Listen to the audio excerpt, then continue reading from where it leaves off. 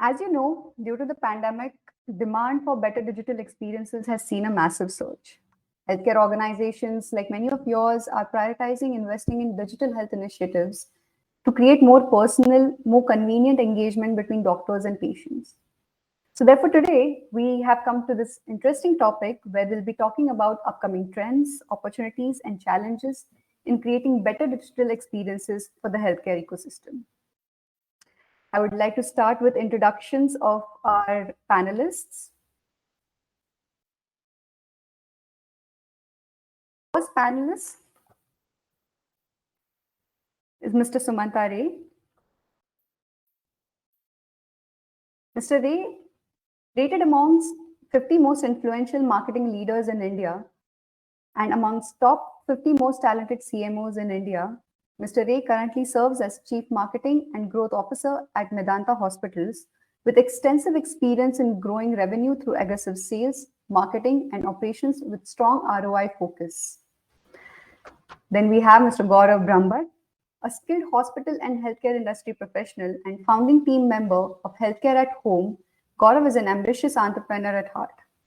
Having a career spanning over 15 years with extensive work in healthcare and pharmaceuticals, he has worked along with global pharmaceutical MNCs like Novartis, Abbott, etc. for creating patient support programs. Deeply passionate about creating physical and digital care products, he has built unique products that help patients to achieve complete control over their diseases. And we have Mr. Dr. Aloke Mullick, who's Group CEO at OMNI Hospitals, an ex-military surgeon with large corporate hospital leadership experience in India and overseas. He has a track record of creating leadership excellence, operational and business transformation, and strategic growth. Passionate about healthcare IT, he was an invited speaker at international fora and advisor to many healthcare IT companies and was the recipient of the Top 50 Smart Healthcare Leaders of the World Award in 2018. And then we have Mr. Neeraj Lal, who will be joining in a few minutes before the panel. He's Group Senior Vice President of Medicover Hospitals, where more than 20 years of healthcare experience, Neeraj leverages his expertise in business development and strategy, P&L, healthcare operations, quality, and leadership. He has strategized and spearheaded some of the innovative products for technology and intervention in healthcare.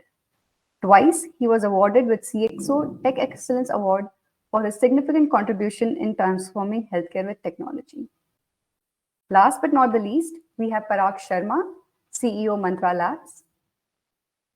An IIT Kanpur alumnus, Parag has 16 plus years of experience building tech-driven solutions for global consumer enterprises. He began his entrepreneurial journey by building an online grocery app in 2009.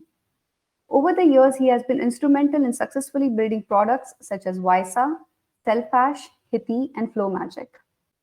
A passionate speaker, Parag has conducted various webinars and podcasts on AI transformation with industry experts across several domains. Thank you so much for joining in today's panel discussion. I welcome you all. Thank you, Divya. I'd like to give a little brief about Mantra Labs.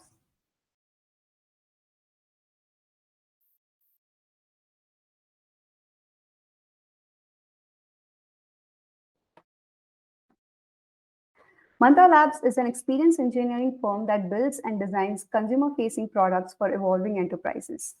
Starting its journey with an online grocery app, Mantra has worked closely with the startup ecosystem, building products and solutions using the latest technologies. Today, Mantra is a team of more than 250 plus passionate engineers who have delivered 125 plus projects across the globe in various industries. With a forte in product engineering, Mantra creates engaging experiences for phygital consumer touchpoints. Covering a broad spectrum of services, Mantra handles end-to-end product lifecycle management, mixed reality and multi-device app development, product innovation, visual storytelling, and gamification for customer journeys. With a strong background in digital health spread across domains, Mantra has built digital platforms, complex web portals, mobility solutions for some of the leading hospital chains, diagnostic centers, pathology labs, health insurers, and medical imaging companies. Manipal Hospitals, whom Mantra built a 360-degree mobile platform, helping them manage more than 2 million patients annually. Through the mobile solution, users can avail many services easily, such as booking appointments for consults, vaccine, buying healthcare packages, tracking health reports, accessing medical records, etc. For Alchem Pharmaceuticals' Connect to Clinic initiative, Mantra built a robust, scalable, and secure doctor-focused platform which has already onboarded 20K plus doctors. It's a platform where doctors are able to manage their clinics, connect with their patients through teleconsultations, manage marketing campaigns, and so on. It is a community-driven platform where doctors can engage with their peers and discuss topics of their interest. Continuously experimenting with latest technologies, Mantra has built a strong capability in engineering AI-powered solutions for its clients, such as building an image processing-based cancer detection system for Pathomic, an AI-enabled computational analysis platform. Mantra has also built a research tool powered by artificial intelligence for the purpose of extracting information about genes and their interconnectivity for AbbVie, which is a US-based biopharmaceutical major.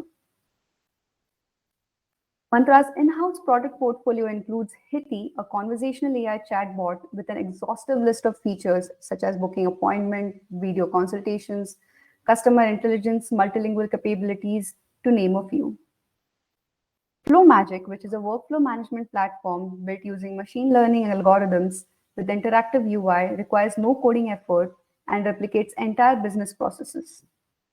FlowMagic has a host of apps on a platform which each solve problems, for example, medical invoice processing using OCR, car damage assessment app for claims, etc. Visa, a mental therapy bot which is being widely used across the globe, especially in this pandemic, has been incubated at Mantra. It is one of the highest rated emotional wellness bots by Google and App Store. Apart from working with these healthcare giants, Mantra has also worked with Suraksha Diagnostics and Change Healthcare. For some of the leading insurers in the country, such as Aditya Birla Health Insurance, Care Health Insurance, SBI General Insurance, etc., Mantra has built digital experiences for its users around insurance policies, renewals, claims, health checkups, etc. Apart from these leading healthcare and insurance behemoths, Mantra has also built scalable solutions for who's who of the startup world, such as Ola, Myntra, Quikr, Yulu, etc. Mantra is also working with the National Digital Health Mission, building a framework integrating the healthcare providers with the patients. Before moving on to our panel discussion, I would like to inform that we'll have a small Q&A session after the panel discussion is over. So if you have any questions, you can type it on the Q&A tab that's there below your panel. In case you would like to, if you have any query or if you like to ask question directly, you can raise your hand, select the raise your hand feature at the bottom panel. Right, so now I would like to hand over the virtual mic to Nivin, who heads the Mantra research team at Mantra and is heavily invested in the digital health ecosystem. Nivin Simon will be moderating today's panel discussion. Nivin, the podium is yours. Thank you, Divya, for those introductions. I hope I am loud and clear and audible to everyone. Good afternoon to all. Welcome everyone to this panel discussion on the future of doctor-patient experiences and how digital is enabling this transformation in healthcare. For everyone attending, a quick side note, we will also be running a few polls alongside these discussions, so please feel free to participate in them.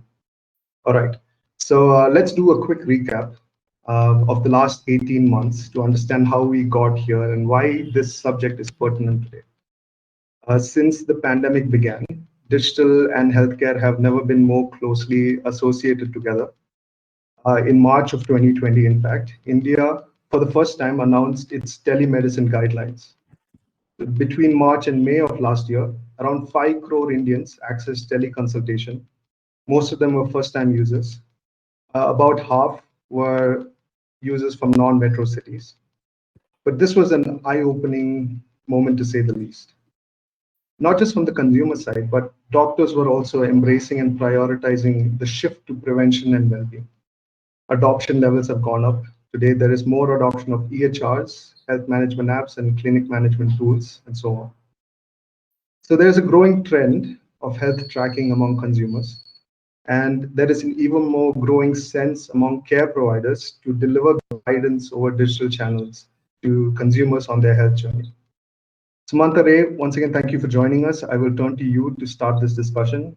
From a healthcare provider's perspective, if the goal or if one of the goals is to retain health consumers, what steps can we take to make patients feel more engaged and more involved in their digital health process?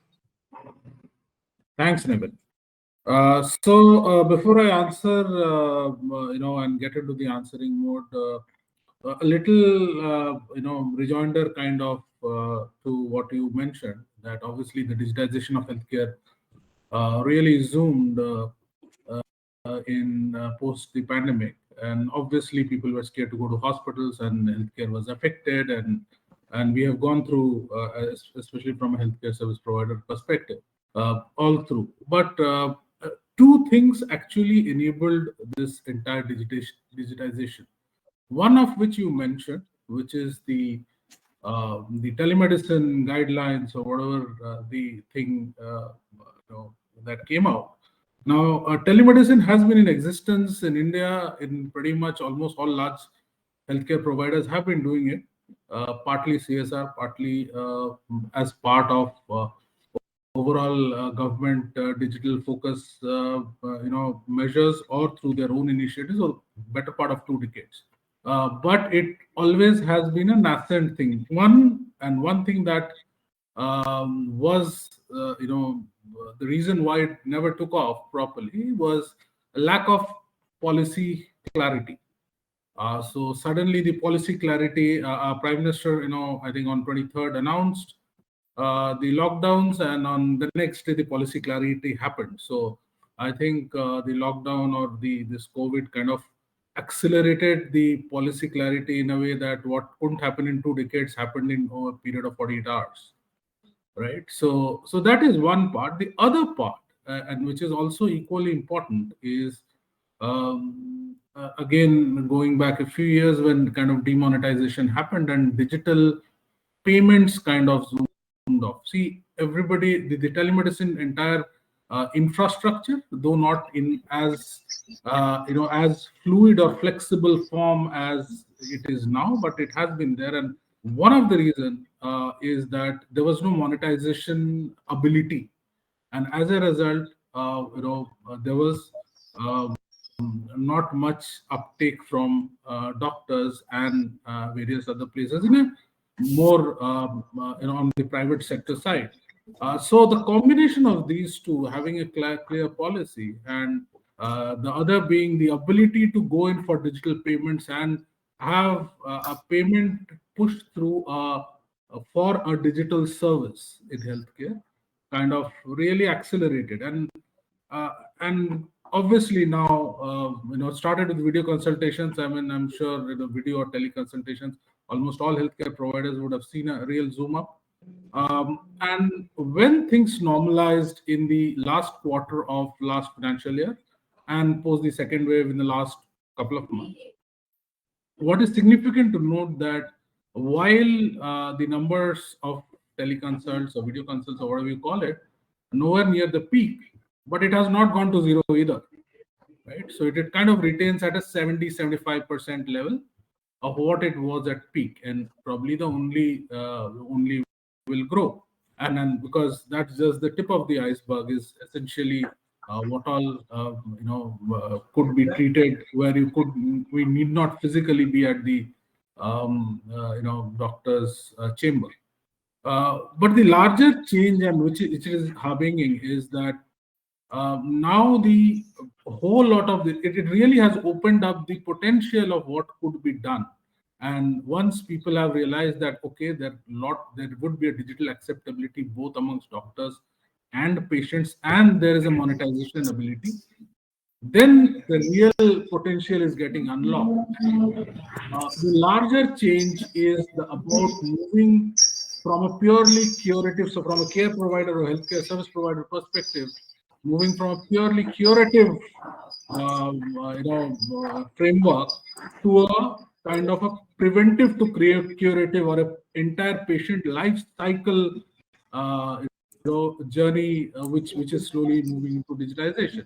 And in India, traditionally, and I can only speak for private healthcare, the larger focus always has been on the curative side and on the tertiary quaternary side, and not really on the primary, secondary side, which and then probably there's not too much of private sector play on that. And from even from the government's perspective, of course, there is play, but it's not really a great state to be in.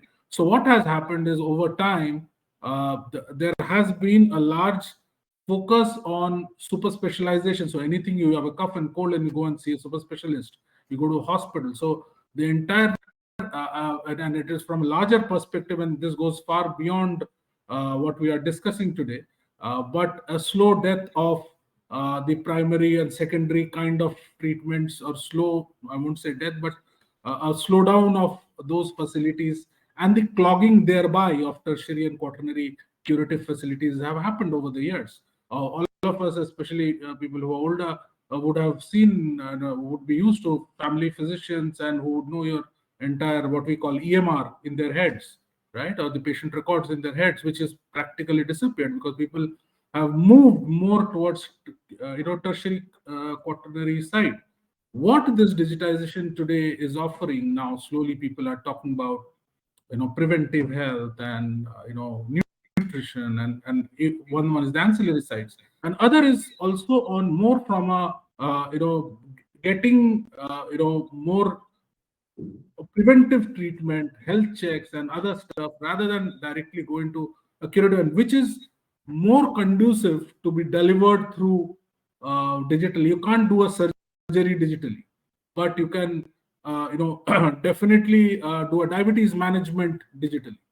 So, that's the kind of difference. And so these things are coming more into focus because of this entire journey, the patient journey. So the early part of the patient journey, or the top of the funnel, as you may call it, or top or mid funnel, is where the larger impact, and we will see the impact of this as we go along in the years to come. And this is what I feel is the bigger benefit of moving towards digital. Of course, there are nuances of things that can be done, and then people are getting into apps and telemedicine and stuff. But the larger benefit is the focus on health, wellness, well-being, which would probably lessen the load on the curative or the bottom end of the funnel, which is high-end tertiary quaternary healthcare. And as a result, you would see a lot of larger hospitals also are slowly getting into healthcare at home and things like that. And there are a whole lot of aggregators and startups and newer organizations who have also come into play. So that is, to my mind, a bigger benefit from a societal and societal healthcare perspective, rather than just a narrow digital healthcare perspective. So I think it's a real good play on that, and then somebody is from healthcare at home and probably can shed more light on that, since working, he's working on that part of the entire cycle.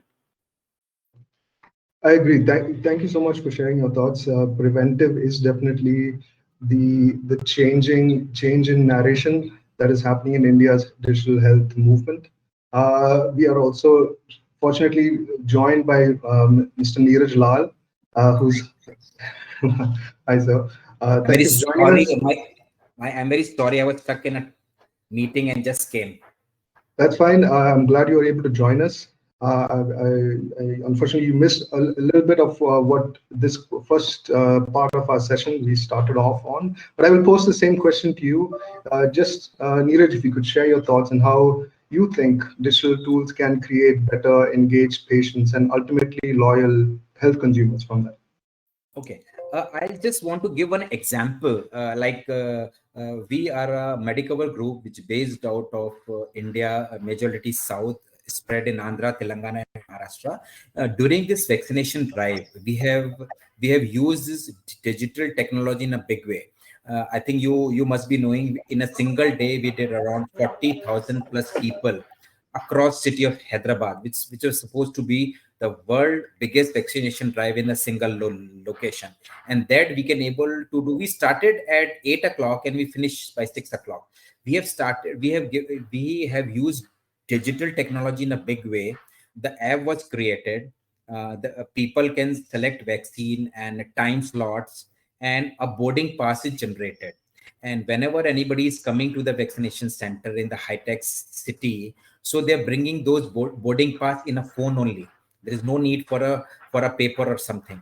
So you believe it, a processing time for one of the customer coming for the vaccination is less than 3 minutes. So if you can Google and check, world biggest single drive happened in Hyderabad on one of the days. So they are coming at per slots given. So suppose my slot is between 10 and 10:30. So I'm coming accordingly. And what I'm doing, I'm showing that barcode to a reception. They used to scan it. They go inside, take the vaccination, and a certificate is generated digitally while they're going. So the technology used in that way. Secondly, what we have done now this pandemic has earlier pre-pandemic, if you see, doctors were not using this technology at all, especially the star doctor. If you ask the star doctors you to come on a VC mode, so they will say ifs and but, patient has to come and meet me here. But we were doing a video consultation less than 5%. Now, thanks to this pandemic, I think it acts as an enzyme, and now we are doing over 40% virtual consultation. So it is entirely on a digital note. We started one digital technology in the hospital, which is known as I Assist at Medicover. So you must be seeing patient, while patient is on the bed, so many things are happening on the patients, and every time he has to press the bell and call the nurse or maintenance and all. So there is something known as an app. Every patient which is getting admitted, I Assist at Medicover is used to download on his phone, and then he require a maintenance guy, he require a housekeeping guy, he require anything, and it is governed by our call center. So our TAT can be monitored. With the help of that app, he can able to order food also. Say, for example, patient attendance is there, they require a grilled sandwich, that can be made. And we have linked this app through the Swiggies of the world. So those people can also come and give the food. So the patient grievances, the patient feedback has tremendously gone up, because if you see in healthcare, most of the big hospital I'm not talking about small hospital, the interaction of patient and attendant with so many staffs is there. Nurses are there, housekeepings are there, PREs is there, doctors is there. Everybody's going inside the patient home. And I think in this pandemic time, if we can keep the patient in the isolation mode, only the critical people going close to him and doing the essential. So I Assist and Medicover help us in patient engagement, also post discharge. So these are the few things which we have attempted. Like I was talking about AI cameras also, which we have used. Most of the doctors generally don't punch in, punch out. So we are capturing attendance through AI cameras. We are also capturing the moods of the patient. So you can understand, OPD area is there where patients are sitting, hundreds of patients sitting, waiting for a consultation from a doctor. And 4 moods: happy, sad, not very happy, irritated. A customer care see from the AI cameras, go to the patient and asks, I understand you're not very happy. How can I help you? So he became very happy. He became very, very happy. Okay, how you know? So all those things we are using in this hospitals, and patients are quite happy. Thank you, Neeraj. It was very interesting, actually, the application of how you're using different systems to speak to each other and then deliver almost a unified experience to the patient. So very interesting. In the interest of time, I'm going to try to keep this moving a little fast. I will turn to Dr. Mullick to just share your thoughts on this question, and then I'll move on to another topic. I hope that's okay with Gaurav and Parag. Go ahead, Dr. Yeah, Mullick. sure. Hi. This is something which should have happened long back. Being a practitioner of healthcare IT, there's so much you you ex-practitioner should say, I was 5 years full-time in healthcare IT. I set up India's first EMR company right here in Pune. India's first HIM6 hospital was, not the first, the second one actually. The first was Chennai Apollo, second was Max Healthcare, was my account. So much we could have done. All the stakeholders never worked together. Government has published, I think, the EHR guidelines version 2, version 3 is coming up. The government has been threatening to mandate it, not yet happened. Government has been planning to do a carrot and stick. Okay, just like NABH, you do a NABH, you get 15% more billing. The same hasn't happened with the EHRs, right? So EHR adoption will remain abysmally low. We can keep talking about AI. We can keep talking about digital transformation, but the fact of the matter is 95% of hospitals are on paper, and they're not going to change. They have to be egged to change. They have to be cajoled to change. A few hospitals, I can tell you name. I mean, I can't take names, but there are hospitals which have $1 million EMRs in this country, and the doctors are not using it. So the CIO never thought it prudent, let me have a transformation project. Let me figure out how to drive doctors toward adoption. So unless you go digital, everything else automatically follows, right? Everything else will follow. These are the super added. You want to do AI? How do you do AI when you don't have digital? I mean, of course you can do. People have been scanning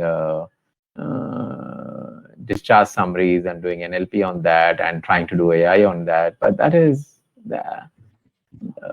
so much not desirable. It's like, you know, hospitals saying I have an EMR, or what they're doing actually is you're scanning paper case sheets. So they coined a new term, it's a hybrid EMR. Okay. The second thing is, as we go digital, you must understand there are 3 key stakeholders. There's the patient, there is a doctor, and there is the hospital, which means people like me and Neeraj who run the hospitals.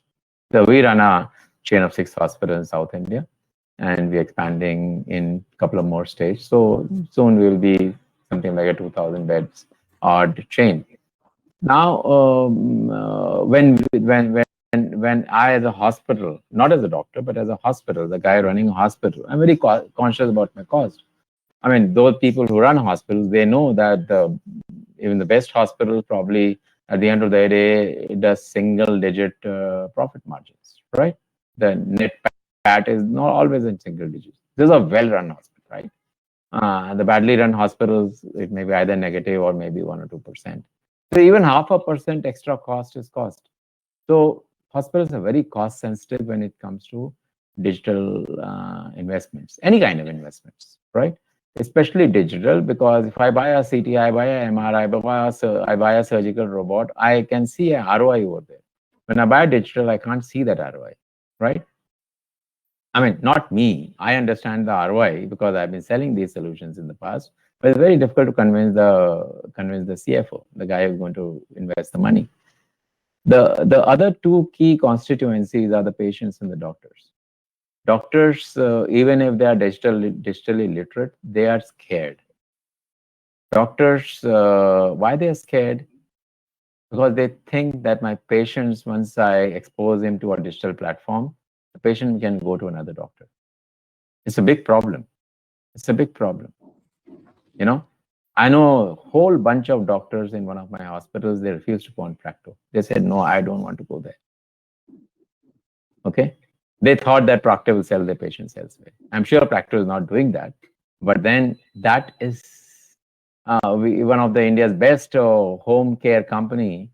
We tied up with them. Their guys were sitting with a big banner in the lobby, but they're not getting any patients. Doctors are refusing to share their patients with them for home physiotherapy. So this is something which needs to be handled. Second thing is patients.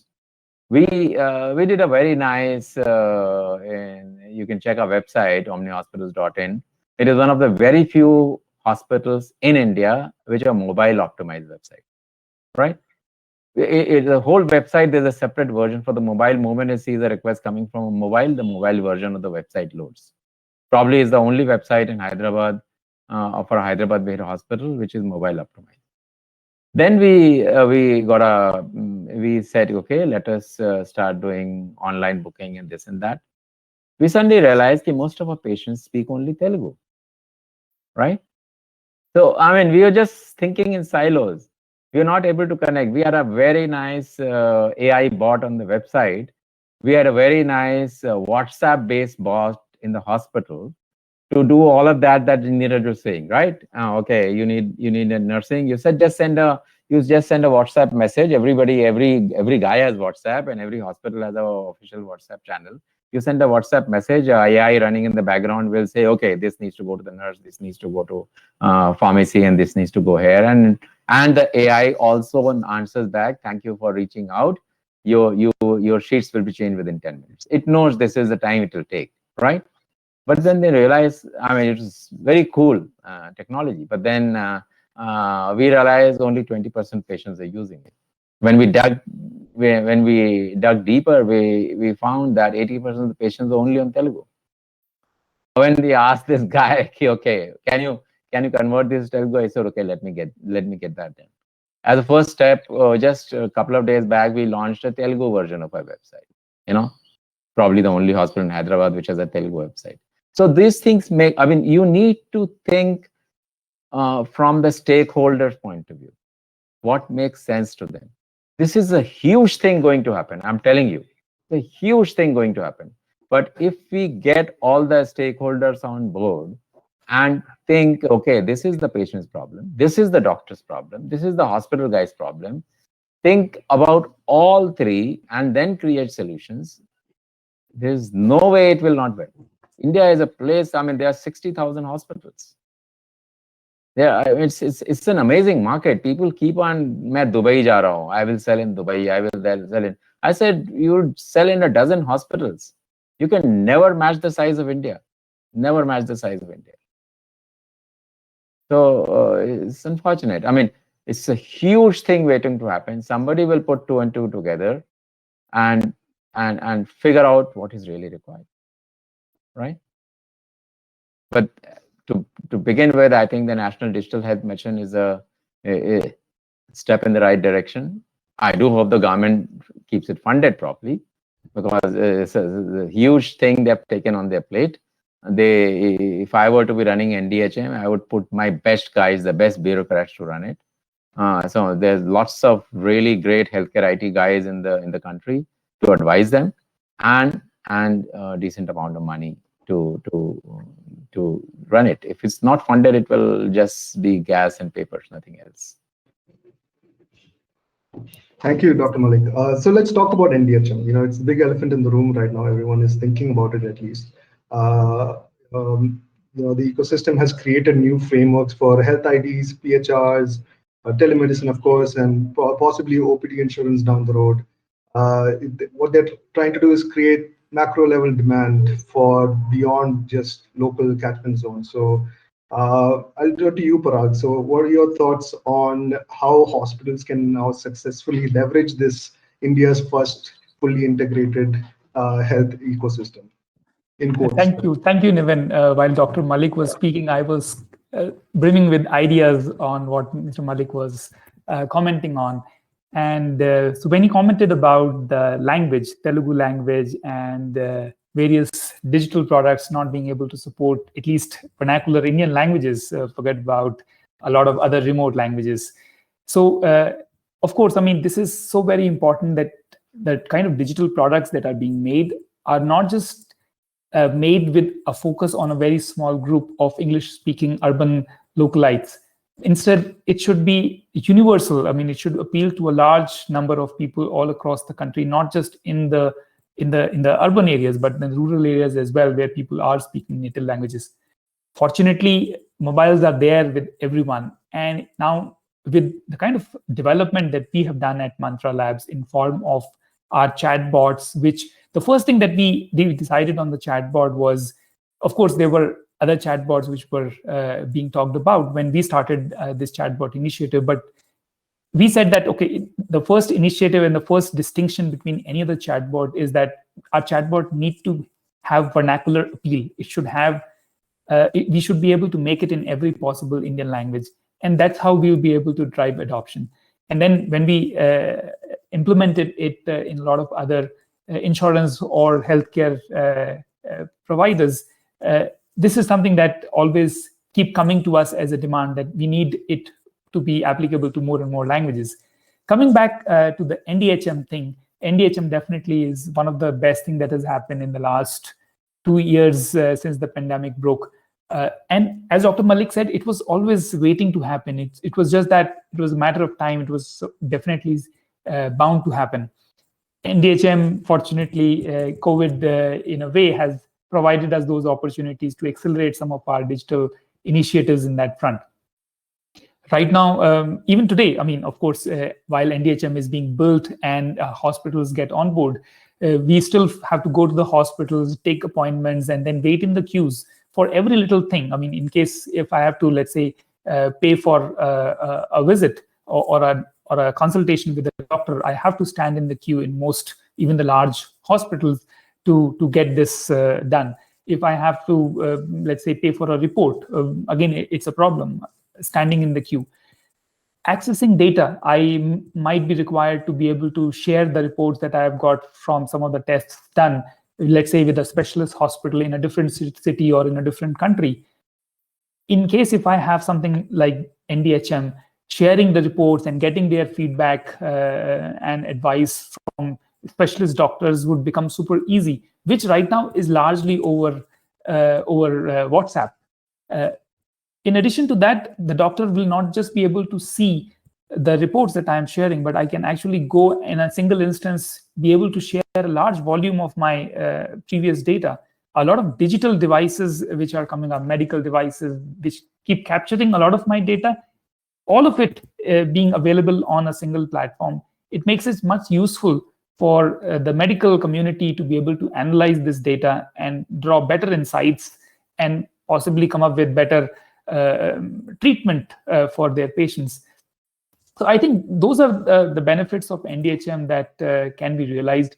In terms of hospitals, yes, I mean, there might be some initial amount of investment that will need to be made because NDHM digital ecosystem is still evolving. There are not a lot of solutions out there. Solutions might be little expensive to begin with, but probably 6 months to a year down the line, we will see a lot more such solutions that can help hospitals come on board the NDHM ship without really incurring a huge bounty or investment.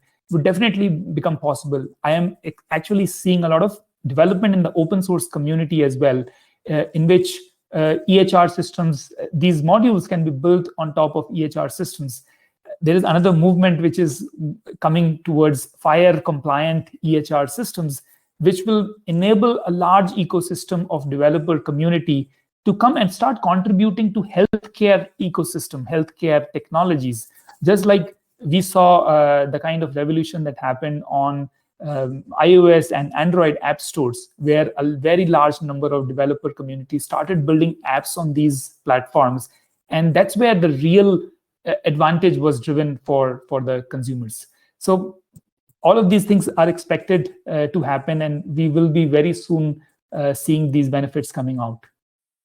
Yeah, perhaps just to add, I think the entire thing hinges on interoperability, right? So, and what UPI has shown that if done well, and I think that's given a lot of confidence to the government after the success of the UPI on financial market services. Okay, so obviously, if one is able to really handle the interoperability of different systems and HIS systems, especially as of healthcare, most large healthcare chains, which probably have more than one HIS system, and if you have acquired a few hospitals, you are held with another set of legacy systems who don't talk to each other. So I think the key is interoperability, because if you look at it, I know today, this morning, many banks have launched something called an account aggregator, right? Which is similar to what the NDHM is trying to achieve, where all your accounts and all your financial details on a consent basis can be interoperable. And this got launched just this morning, called the account aggregator. Apart from the NDHM, there is this Swasth initiative that is happening on the claims management between insurers and care providers. So ultimately, the larger challenge is one is obviously, like Dr. Mullick said, that the meeting of the minds and the doctors have to agree and all that. But that is one part, and that is a larger challenging part. But the second part is, how do you integrate so many multifaceted tech systems, because everybody in an open system has developed so multi-HISs, multi-stuff. So if one is able to work well on the interoperability, I think NDHM and the various other digital integration initiatives, why in healthcare almost in every sector can be done. So the key, I think, is interoperability. So Just to take that one step further, that the government created 2 sets of EHR guidelines. The document is called the National EHR Guideline, right? 150 pages or whatever. Now, there are lots of very interesting and very intelligent people sat down and wrote those guidelines. Now, the whole idea was that ultimately, the government will create a carrot and stick. Okay, you get a EHR which is compliant with these guidelines, and there will be a certification agency, something like what there is in America, a public/private agency, which will certify, okay, you are compliant and you are not. Once most of the hospitals start taking compliant EHRs, they will automatically talk to each other, right? But that hasn't happened. So somebody did a lot of hard work to create these guidelines, to create a framework. But then when it came to taking the final push, for some reason, the government is held back. Taking to NDHM. I mean, I said, okay, let me try their app. I downloaded the NDHM app, the PHR app. It just won't work for me. It said it is available only in the union territories right now, not a single state. It is available only in the union territories right now. This is where I said, there is, you need to put your money where your mouth is, right? You need to invest money on all these things. What prevents the government to invest money to create a stupid PHR app, right? And host it properly. So the thing is that it will come ultimately. It will come and we will see much better days, and we will do it much better than other countries ultimately. But then right now it's struggling for lack of, there is direction, but there's lack of investment, both from the government side and both from the private sector hospital side. Now, private sector hospital, you twist their ears. Everybody is ran and got an NABH. Now there is a waiting list to get NABH done, right? You apply for NABH audit, those guys will come after 6 months because there is a waiting list. Everybody wants an NABH as soon as possible, but nobody wants an EHR because there's no carrot, there's no stick. All right, so let's. I just want to add one thing here. You are right. Go ahead. What Dr. Mullick is talking about, carrot, some of the time, I'm not telling, carrot is business. Like we do a prescription tracker here. So if a doctor has indicated certain pathology or a radiology or a pharmacy, so if you are having a EHR, so you can track those prescription and you can see whether patients are taking from your own pharmacy, whether the blood test or the radiology is happening at your place or not. So it has been seen, because in a team of 110 doctors at one of the facility, only 50% doctors use EHR, others don't. So the compliance in the doctor which use the EHR is more than the people who are not using. We may lose those patients. They go out in a different pathology centers as well as the radiology thing. So, but what Dr. Mullick is trying to say, when government put a stick on that, like I will empanel your hospital if you have a EHR, availability, how, so I think that makes sense.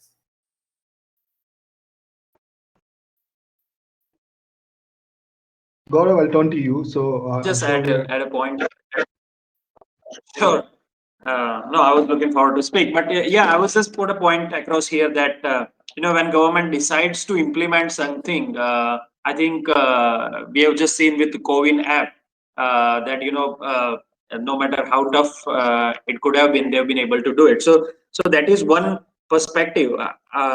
At the same time, my thought with regards to adoption, and of course there are these institutes who needs to adapt EHR and more digitally. But I think we all have to put in our efforts toward educating masses in that spectrum as well, because at the end of the day, patient is the beneficiary of whatever is being done here. And we all have observed in Indian context at least that the history of a patient's previous medical conditions does not exist, because patient moves from doctor to doctor or a hospital to hospital or a clinic to clinic, and in absence of that we struggle to really clearly define a diagnosis pathway, or the real better diagnosis pathway for a patient. So that is something which will only come with the awareness, and at the same time, I think more on the big data and those kind of things. When we start talking, putting together all these systems, they start talking with each other. That will at least help in the long term with the prognosis and better research and outcome perspective on a patient side. So really, just a thought on that part. Just to add on to what you said, Gaurav, I'm sure we are aware of the new consent management frameworks that are being introduced through the NDHE. So prescriptions, diagnostic reports, previous hospitalization records, these can create a rich compilation of patient data and can possibly help healthcare providers design a more personalized treatment plan for each individual, whereby they can even possibly predict patient room turnover, things like this, right? So moving away from NDHE now, because in the interest of time, I would like to keep this discussion going. It's addressing a larger issue, which is the demand, or rather for on-demand health. Now, when it comes to healthcare delivery, everything is on demand anyway. In the rest of our lives, the best experiences are on demand, whether it's Netflix, Uber, or Amazon. And if it's not on demand, it doesn't exist in the customer's mind almost. So another interesting statistic I've read recently is the usage of health and fitness apps is growing something to the tune of 87% faster than the app industry as a whole. So it is the right time to think about developing on-demand healthcare services. But if we are to move beyond just doctors scheduling apps, Neeraj, I will start with you this time. What is the desired blueprint for an on-demand healthcare application of tomorrow?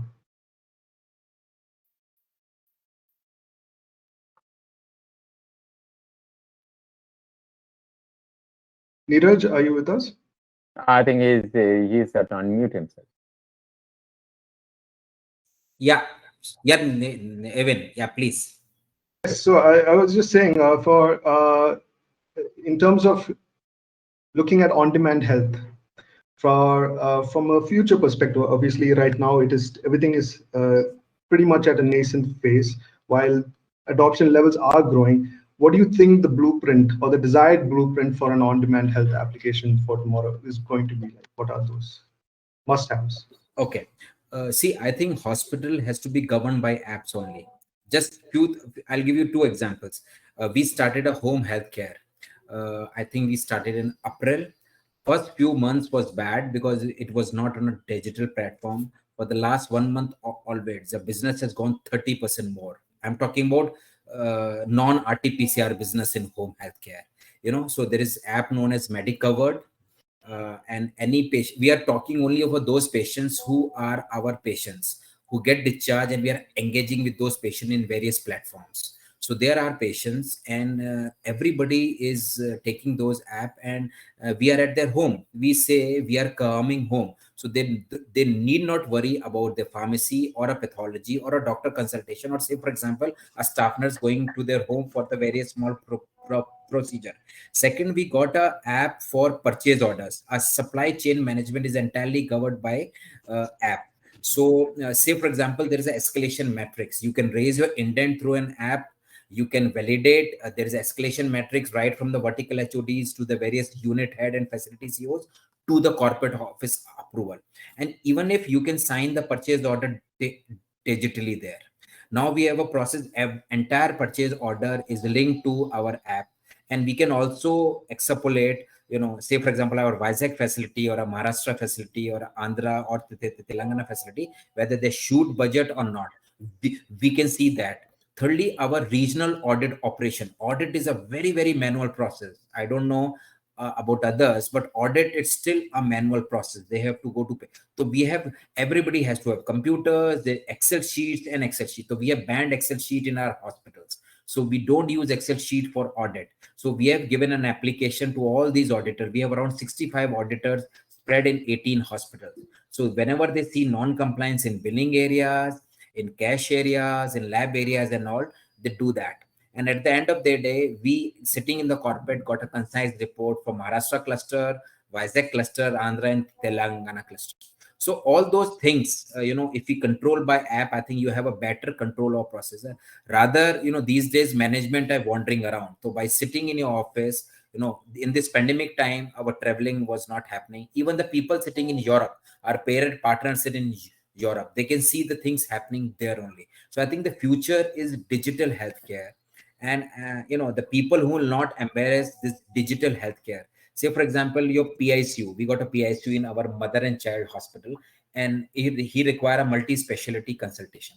So every doctor cannot come here to see that patient, all subspecialists and all. So what we have done, we have given an access to all our doctors of a specialty wise. They give we link their machine to their cell phones and machine learning and all. They can see the vitals of the patient there, and they can advise a critical care consultant on the treatment part of it. So like say for example, in my previous hospital in Bangalore, when I was with Rainbow, our PICU is a state-of-art PICU. We have connected with five hospitals which don't have a dedicated PICU, including Site Care and all, and Motherhood and Cloud9. So our PICU doctor used to consult the patients and the doctor through a dedicated app. They see the machine readings, they see various vitals, and they give the treatment. I think future healthcare lies in digital only, including digital marketing. Gaurav, your thoughts?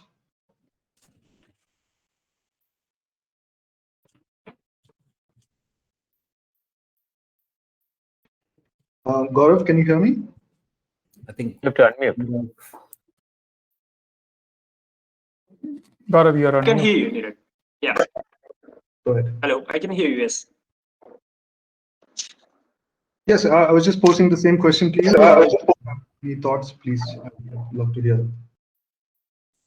I think, see, on-demand healthcare, as we have seen a mass growth when it comes to doctor consultations over last 18 months or so. So, and I think as a home healthcare company, we have seen it for plenty of other services which traditionally patient would have either gone to a hospital directly or would have gone to a lab and so on and so forth. So I believe that with the digital, more mass penetration of digital on everybody's, from the health perspective, on everybody's mobile phones and everything else, I think the time has come that more and more people will start adopting this variety of platforms. I think the broad challenges everybody is focusing on currently is more like equipping the patients with those apps, etc. I think the focus also needs to be on how the enablement of people to access those platforms would happen, and at the same time how the patients would get empowered so that they can participate into their overall healthcare, be it on a self-monitoring perspective or a behavior change perspective. So that would be my preliminary thoughts on this. Sumanta. I think not much to add to what the earlier speakers have spoken. But, largely, it is, and I think one of the panelists was mentioning about having mobile optimized websites and all. So ultimately, it boils down to what you can do through a smartphone. So ultimately, on-demand healthcare will be whatever you can provide through a smartphone. It could be some back-end stuff like audit, etc., which Neeraj has mentioned, or what Dr. Mullick mentioned about certain parts of the front end, or from at the doctor end, probably whatever part of the electronic records can be digitized from a smartphone rather than chugging away at a laptop or a desktop. Ultimately, it will boil down to what all things you can appify in that context. And more services you are able to appify, and now of course with the power of payment gateways, ultimately that is the way it will go.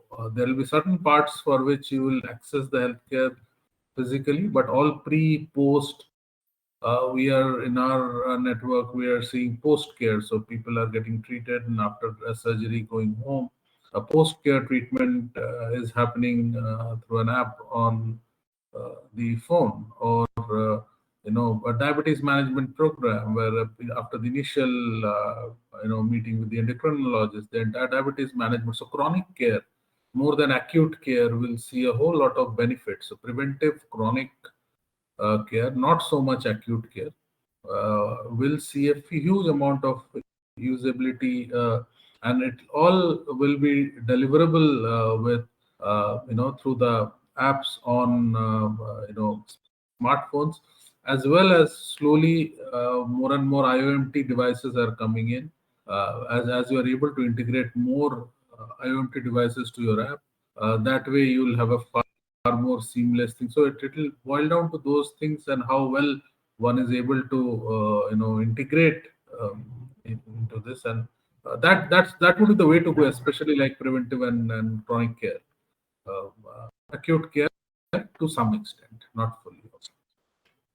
That's my So speaking of what you can do with your smartphone today, like 5G is going to be a reality soon. Well, maybe not not penetrate very deeply, but it is going to be introduced. AR and VR technologies are also slowly making inroads into healthcare. Yeah, voice. I mean, we heard languages. I mean, I think we were skipping one generation here, that rather than getting to language translations and all, slowly, and we are seeing with the success of Alexa, Siri, etc. Then why would you need to go into languages when you can straight away get into voice? And then today, voice-based AI is there. So voice, visual, these are the cues through which more development of digitization will happen, rather than depending on text. Right? So this is the other shifting that's going to happen. So yes. Niven, if I can get this opportunity to summarize the last question. Right? So the typical blueprint should be to be able to address all possible channels that your patients might access healthcare from, right? So yes, definitely mobile happens to be one of them, but sometimes people are accessing from their laptop, so that can't be ignored. Sometimes they're accessing it from their WhatsApp. Sometimes you might, from remote areas, people would probably just even send a message. We'll of course have to see what would be the real utility and impact of each of these channels, but having an omni-channel approach would definitely be a much better option rather than just looking at one of these problems. Second part is, of course, I mean, we should need to look at more typical table stakes like appointments, being able to make payments, being able to get your medical reports all through the application itself, being able to do teleconsultations with doctors, all typical table stakes, bare minimum you would probably want to have in your digital strategy. And then, of course, going on to, can you give a best possible experience and engage them more rather than they just receiving the treatment in a passive manner? Can you get them engaged in the treatment? Can the doctor help them understand what is going on with their body, so that the doctors, of course, can visualize, the doctor understand, but do their patients understand? It's something very important for the doctors. And I believe that most of the doctors try to explain what is the treatment, what is the impact that it is going to have on the body. But using technologies like AR and VR would probably push that experience and engagement part of thing much in a much significant manner.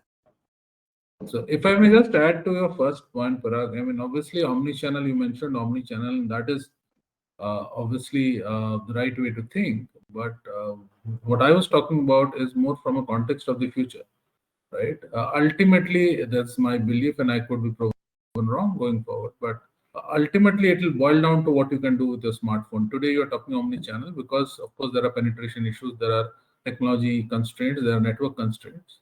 But as we have seen in certain other industries, ultimately you can really move to a uni-channel from an omni-channel perspective, which may not happen today, tomorrow, or the next year. But at some point of time, what you are looking at is probably building a digital hospital on your phone, right?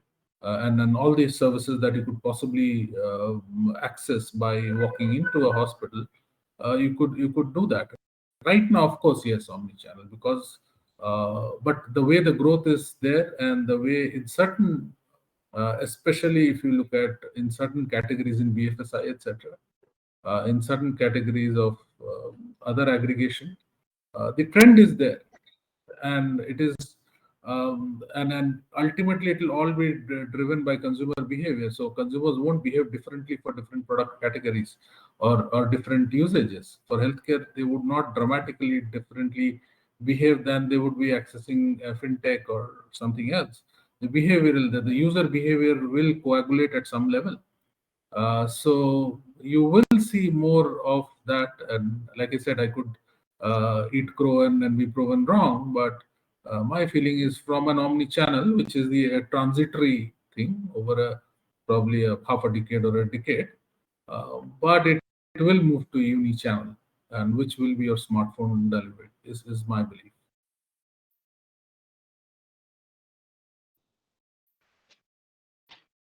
So thank you so much for sharing your insights. In the interest of time, I think we have exceeded our time limit. I will move straight to Q&A. I will open the floor for a quick Q&A session.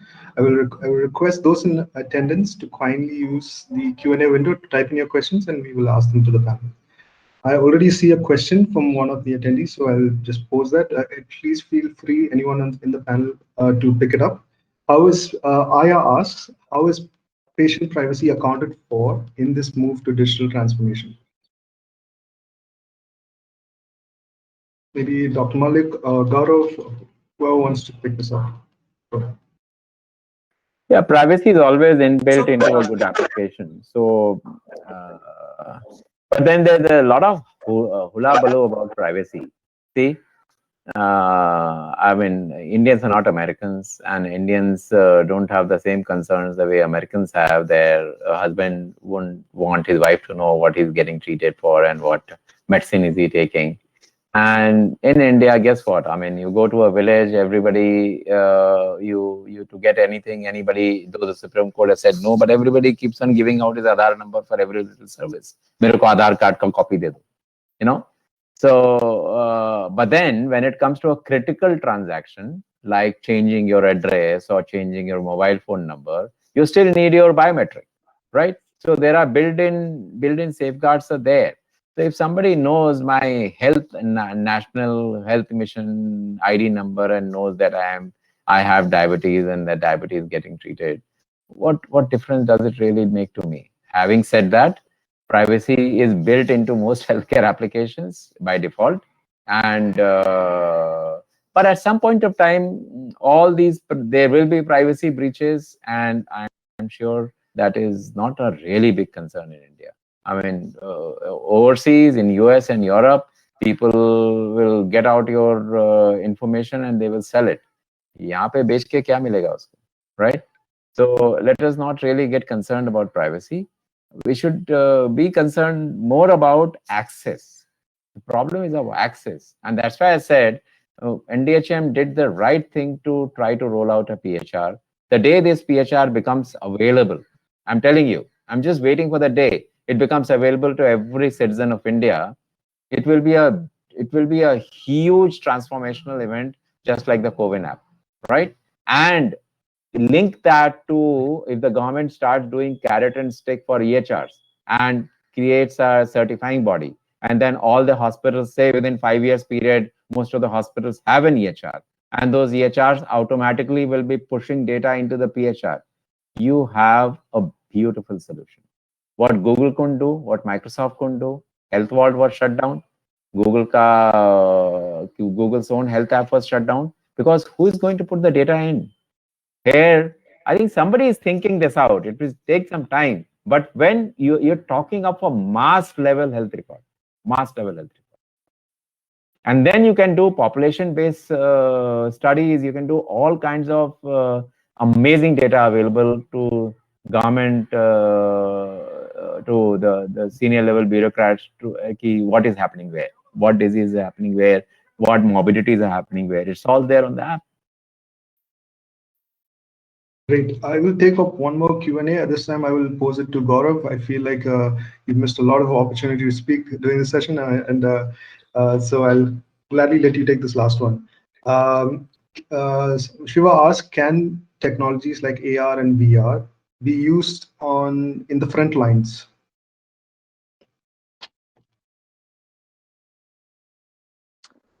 It's a tough one to answer, but I think when you look at the history and what COVID has taught us, especially with this adoption of digital, etc., that if you really want to get going, distance does not matter, and you can use this I mean, let's say talk about the AI, right? We have seen the chatbots seeing a better light of the day lately, and I think frontline typically faces most of the time issues with the efficiencies or more on the front of not having enough, in Indian context, not having enough manpower on the front line, etc. So from the AI perspective, I believe that the kinds of chatbots, etc., would become part of their offerings, or most of the digital offerings, which will reduce the burden on these frontline workers and really address the key people who require the help. On the virtual reality perspective, I think we have seen how the virtual reality has changed the gaming industry over the years. Right, more and more people have gone into it now. When kids talk about PS4, they talk about those glasses and things like that. I think in healthcare perspective, virtual reality has just started sort of coming up with the new devices and so on and so forth, be it pain management devices and things like that. So I think I believe that over next few years, the more penetration of what we talk about 5Gs and internet, etc., start connecting our villages and interiors. I personally feel that this whole thought around AI and virtual reality started taking more robust shape in whatever we are offering to the patients.